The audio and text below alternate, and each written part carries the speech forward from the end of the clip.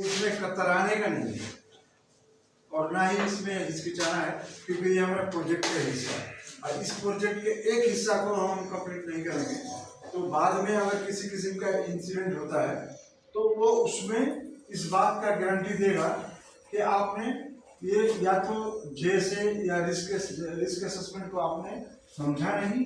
ये भी कारण होता है, क्योंकि जब वाई एनालिसिस करते हैं ना, जब एक्सटेंट कोई होता है तो वाई ये क्यों हो गया, ऐसे क्यों हो गया, ऐसा कहाँ से आ गया, बहुत सारा क्वेश्चन आता है। तो जब ये क्वेश्चन आता है तो उस समय जब ये बात आ जाएगी कि भाई क्या जो आदमी काम करा रहा था या जो सुपरवाइज कर रहा था या जो एग्जीक्यूट कर रहा था तो उसको जॉब सेफ्टी एनालिसिस या रिस्क असेसमेंट के बारे में पता था कि नहीं। ठीक है, अब क्वेश्चन आता है कि risk assessment job safety analysis है क्या, है ना, पूरा घुमा देना। तो उसमें क्या होगा कि रिस्क असेसमेंट जैसे हम जानते हैं ना कि अभी रिस्क को लाइक्लीहुड और सिविरिटी ये दो टर्म मिलाएंगे तो क्या रिस्क होगा, समझे नहीं। और हजार आपको मालूम है, किसी को मालूम है हजार, बोलो हजार। वो जो दिल्ली राजस्थान जो चलता है हजार ट्रॉफी नहीं, हजार खतरा खतरा। तो हजार तुमको हजार क्या है, अभिषेक तुमको बोलना। जो भी चीज कहीं काम हो रही है, जहाँ पे भी आपको लग रहा है कि यहाँ पे कुछ हो सकता है वो हज़ार्ड है, डेंजरस कुछ। किसी चीज के पास कोई भी चीज हो जिसमें खतरा हो सकता है उसका ये थोड़ा सही बोला। देखो छुरी है, छुरी तेज चाकू नाइफ उसमें धार है, मतलब छुरी माने मैं माने छुरी है ओए आमी छुरी माने आई सामने এই আমরা সবাই ভাবতে পারি সামনে আসো এই না এরকম না, আমি বলছি তো हर वो चीज जिसमें नुकसान देने का क्षमता हो, चाहे जिस किस्म का हर वो चीज। पानी में हम डूब जाएंगे तो डूबेगा हजार, छुरी काट देने का हजार। जब तक छुरी रखा हुआ है अपने जगह पे तो वो हजार है, इलेक्ट्रिक हजार है।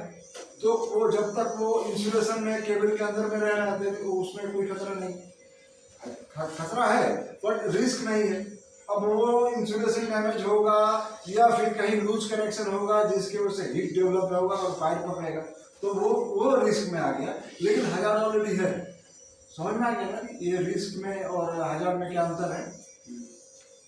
बम, एटम बम वो रखा हुआ है, वो उसमें हजार है, वो फटेगा तब रिस्क और सिविरिटी में, लाइक्लीहुड और सिविरिटी में समझ में आएगा।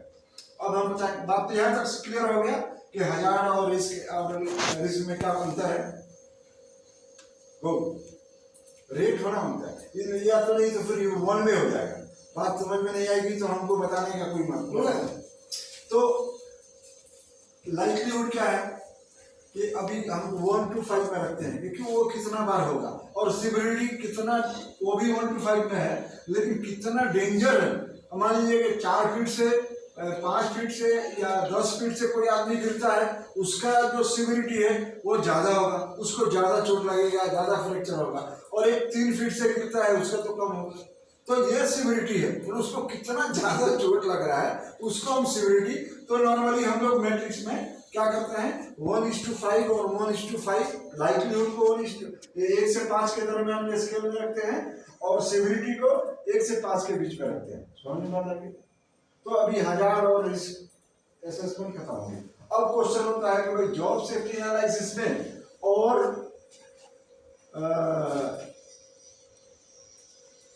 रिस्क असेसमेंट में फर्क क्या है।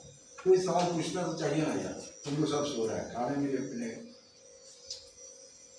नंदी साहब समझ में? ओके, तो कुछ रेट दे देना।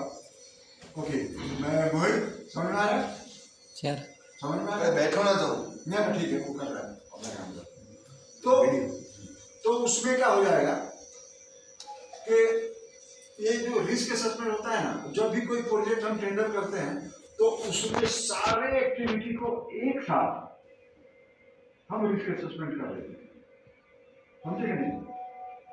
और वो हम क्या करते हैं, उसको डॉक्यूमेंटेशन प्रोजेक्ट के लिए हम जमा करते हैं, फिर उसका अप्रूवल होता है। लेकिन जॉब सेफ्टी एनालिसिस वो अलग है। हम हर दिन एक नया एक्टिविटी करेंगे, उसका अलग अलग पार्ट्स को एनालाइज करते हैं, उसमें क्या क्या खतरा है, समझे कि नहीं?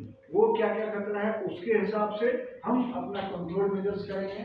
और ये सारा कुछ का जानते हैं क्या रिजल्ट?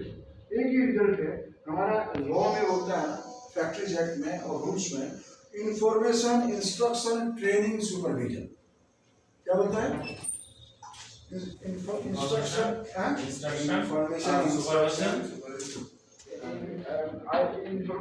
Instruction training supervision.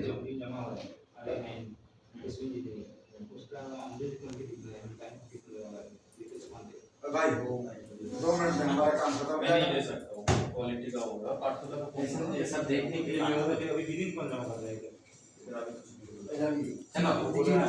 चलो आप नहीं आ रहे, मेरे पास नहीं क्वालिटी जाएंगे ना।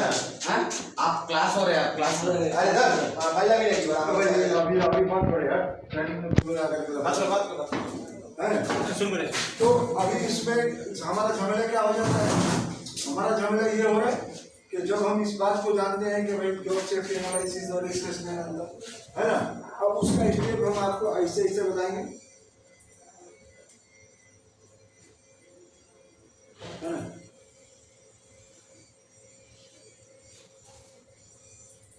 अच्छा, इसमें एक और, अच्छा, किसके बगैर वर्क अपना risk assessment job safety analysis नहीं हो सकता है? कोई बताएगा? किसके बगैर या किसके हेल्प से हम लोग रिस्क असेसमेंट या जॉब सेफ्टी एनालिसिस करते हैं? कौन बताएगा? किसके बगैर? क्वेश्चन। चूंकि बहुत दिन काम हो गया, आप लोग एक्सपीरियंस वाला है, प्रीवियस प्रोजेक्ट में काम करके आया है, तो वो है work method statement. Method statement के बिहाफ पे ही हम रिस्क असेसमेंट बनाएंगे। क्या काम होगा, अगर नहीं जानेगा तो उसका रिस्क असेसमेंट क्या होगा पता नहीं चलेगा। ठीक है,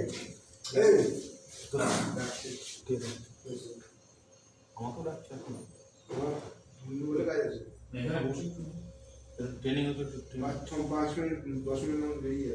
हाँ, आम्ही 10 मिनट मध्ये आम्ही इच्छा छेडू वो भी निकाल जाएगा। कौन? सुरेश साइन करा म्हणा। कौन? सिविल वाला होगा। यहाँ पे फोन कर लो बात करते हैं। हाँ, चलो ठीक है, तुम्हारा जाओ। এখন তোমাকে তো থাকা দরকার ছিল। ठीक है, बोलता अच्छा वो तो हाँ, तो करो ना। सही मारता है सर, ये आ गया तो मेरे को काट रहा है, क्योंकि ये बहुत में मारेगा। ये दोनों है, ये जो इन्फॉर्मेशन जो करीब ना, ये दोनों जो इन्फॉर्मेशन है इसमें गैप है। ये है इन्फॉर्मेशन इंस्ट्रक्शन ट्रेनिंग सुपरविजन, वो कौन करता है? यही जो है हमने risk assessment job safety analysis किया, इस गैप को पूरा करता है, समझे ना? तो उससे क्या होता है कि हमारे साइट में जो भी इंसिडेंट होता है वो अब ये बता रहा है कि जितना मैक्सिमम जो हो रहा है साइट पे, मैक्सिमम